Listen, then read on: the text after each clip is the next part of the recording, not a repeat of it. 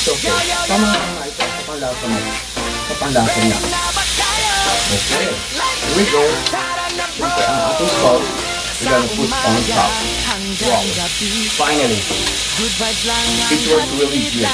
At wow. Tama ito. Sa panlasa ng Pilipino, at sa panlasa mo. Ladies and gentlemen, ang ating sizzling shrimp. Yes. Okay. Let's do it. Unang bite.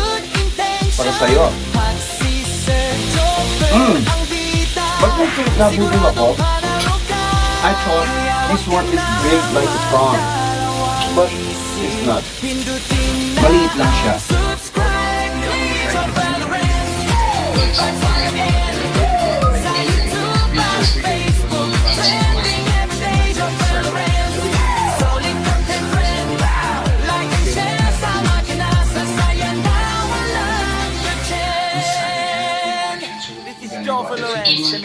And what I'm craving The Korean Angel. Something like a seafood.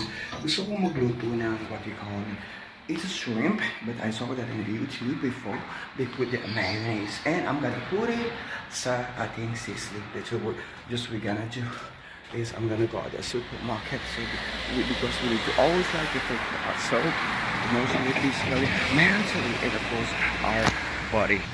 Imagine the Java that they have also the food in here, there is your magic sarap. Tapos meron din silang like a service, you don't have to go back and forth, everything is in here. So because we in here in Korea, they have the Yo, yo, yo! Ready na ba tayo? Click, like, share! Tara na po! Sa umaga hanggang gabi, good vibes lang ang hatid lagi. Travel man o daily life, solid content, walang sablay. Kwento, tips at inspiration, real talk na may good intention. Pag si Sir Jobber ang bida, siguradong panalo ka. Kaya wag ka nang magdalawang isip, pindutin na ang subscribe.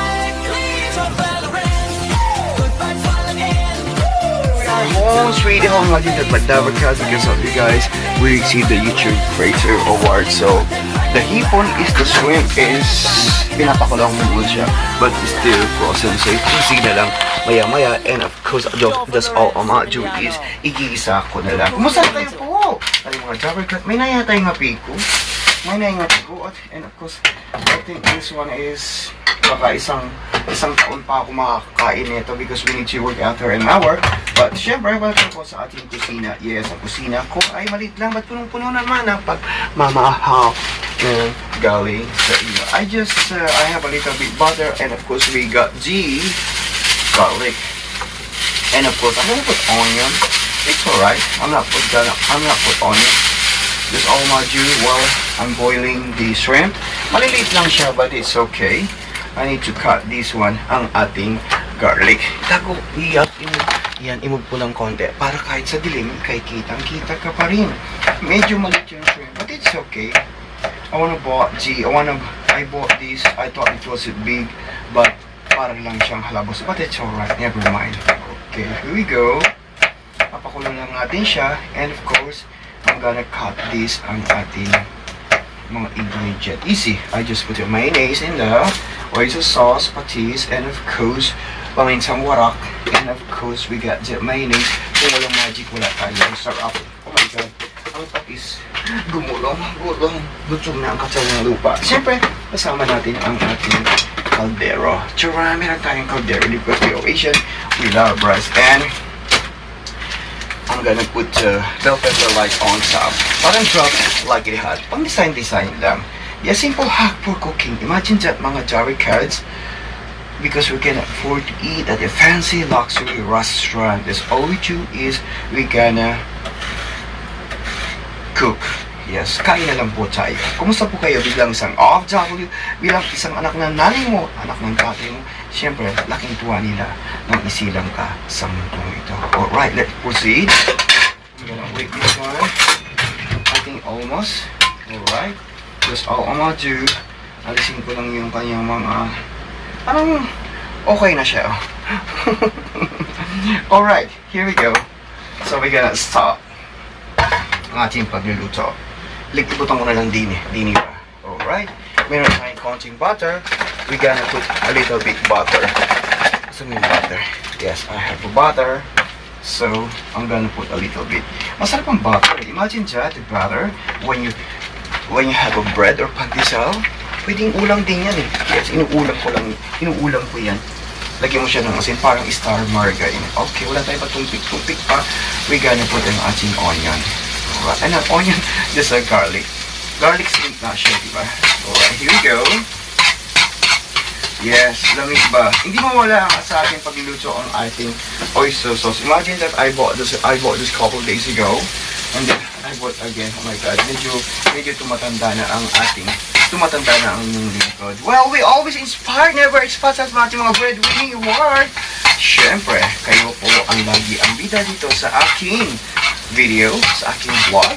Siyempre, don't forget to subscribe, leave a comment down below. Oh wow, lamig. Smell ko lang, ulam na. Meron pa akong mayonnaise.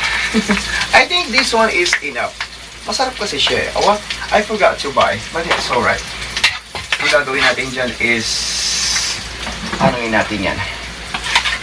Sisimutin natin. So, we're gonna put ang ating shrimp. Maliit lang siya. Akala ko super laki. Imagine that, super liit. But it's okay. The most important is, yes, nakapagluto tayo at nakapagluto din si Saya. Paborito ni Apam yan. But it's okay. We always inspired, never expect. It's a lovely, beautiful day. When we wake up in the morning, so prayer, we still breathing. Siyempre, mari ko sayang ito.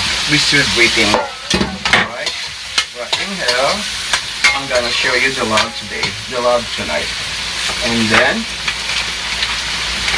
ang ating magic. Lagyan natin ng magic. I'm gonna open this one. I'm gonna show you what in here. Okay, lagyan natin siya ng konting asin. Konting-konti lang. Not a lot. Dear Ate Hel. Alright, and then I'm gonna show you right in here.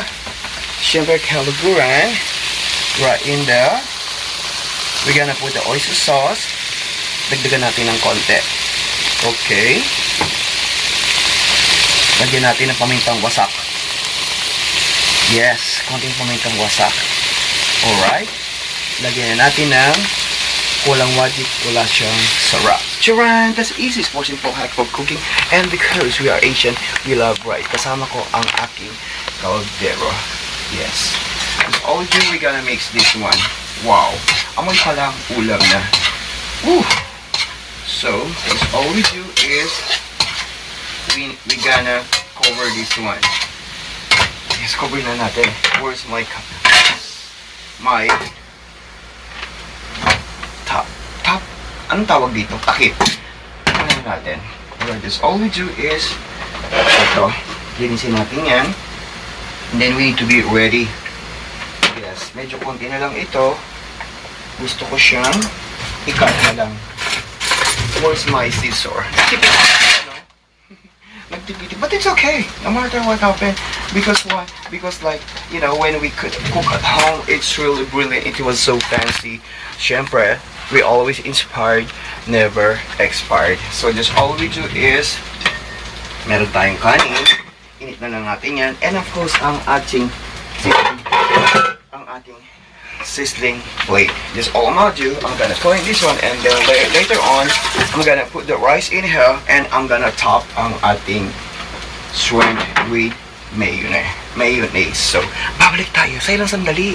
Diyan ka lang. Huwag kang alis. Makipag-usap, makipag-chismisan pa rin ako sa'yo. Okay, mga Java Gods, finally, it's moving. Yes, it's moving like the camera. Yes, and of course, we're gonna put, we make it a little bit like a low fire. Pwede rin sa atin pagdagdagan ng konting, what you call that, water came from the ocean deep. And then, we're gonna put ang ating mayonnaise. Like a simple hack for cooking. Mabilisin lang pagluluto ito. Wala na akong mayonnaise, but it's okay. Yan. And of course, I make hot the rice. Pwede na tayong kumain. Wow, this one, like a simple hack for cooking. Wow, it's so delicious and it will look so yummy. Ang ating, yes, shrimp with mayonnaise. Alright, here we go. If you wanna like it more spicy, just add more pepper or something like a chili pepper. Wow. Pwede natin siyang itikman. Lami. It was so delicious and was so yummy. Pwede na tayong kumain at cover na lang natin yan. Yes, Kalaguran. Yes, Jabbercat, I think it's really, it's done. So this medyo is hot already. Ang ating sizzling plate. We need to be careful, alright? We gotta put in here ang ating sizzling plate. But this one is really dangerous. We need to be like a little bit like a careful. And then we're gonna put first ang ating rice. Because we are Asian, we love rice. Okay, and of course the finale, ang ating sizzling shrimp. Mapaalat yata siya, but it's okay. Tamang-tama ito sa panlasa mo. Sa panlasa niya. Okay, here we go. Siyempre, ang ating sauce, we're gonna put on top. Wow. Finally. It was really good. At napakasarap. Wow. Tamang-tama ito. Sa panlasa ng Pilipino, at sa panlasa mo. Ladies and gentlemen, ang ating sizzling shrimp. Yes. So, let's do it. Unang bite para sa'yo. Ba't yung shrimp nabudol ako? I thought this one is big like a prawn. But it's not. Maliit lang siya. But it's okay. We're always inspired. Never expired.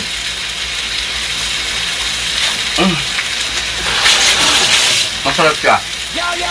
And of course napalat lang ng pan. But it's really good. It's not so much salty. Nga mga. So, kala ko na, mamalam na ako ng pera. We're always inspired. Never expect from here on my YouTube. Please just comment and leave comments down below. And I never thought to share my story. And for my Facebook page, Lawrence M. South Korea. Salamat.